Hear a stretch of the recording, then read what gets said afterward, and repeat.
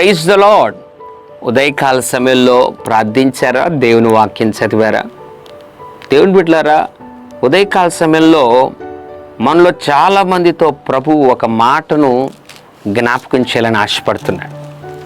మనలో చాలామంది చెడుతనాన్ని ఎక్కువగా ప్రేమించేవారుగా ఉంటారు. కొంతమందికి దేవుడన్నా దేవుని సన్నిధన్నా ఇష్టం ఉండదు, కానీ లోకమన్నా, సినిమాలన్నా, వ్యర్థమైన బొమ్మలన్నా, భయంకరమైన అశ్లీల చిత్రాలన్నా, సినిమా పాటలన్నా, పోకిరి మాటలు, చేష్టలను బైబిల్లో రాయబడింది. ఇవన్నిటినీ చాలామంది ప్రేమిస్తూ ఉంటారు, ఇష్టపడుతూ ఉంటారు.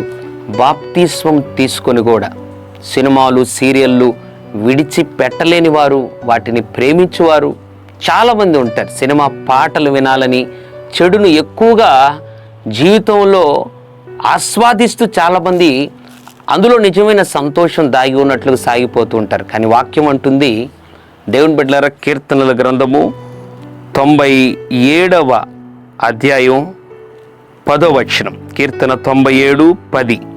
చెడుతనమును అసహ్యించుకొనుడి. ఎంత అద్భుతమైన మాట!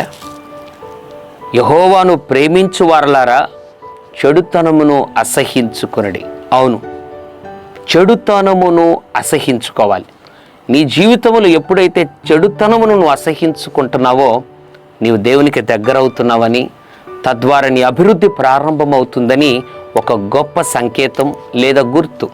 దేవుని బిడ్డలారా, నువ్వు చెడుతనాన్ని ఇంకా ప్రేమిస్తున్నట్లయితే నీ జీవితంలో ఎప్పుడు వర్ధిల్లలేవు.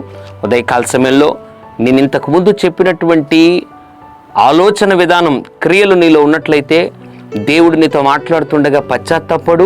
ఇది మొదలుకొని చెడుతనమును అసహించుకో, దేవుణ్ణి ఎక్కువగా ప్రేమించు, ఆయన ఇచ్చు గొప్ప దీవెనలు అనుభవించు.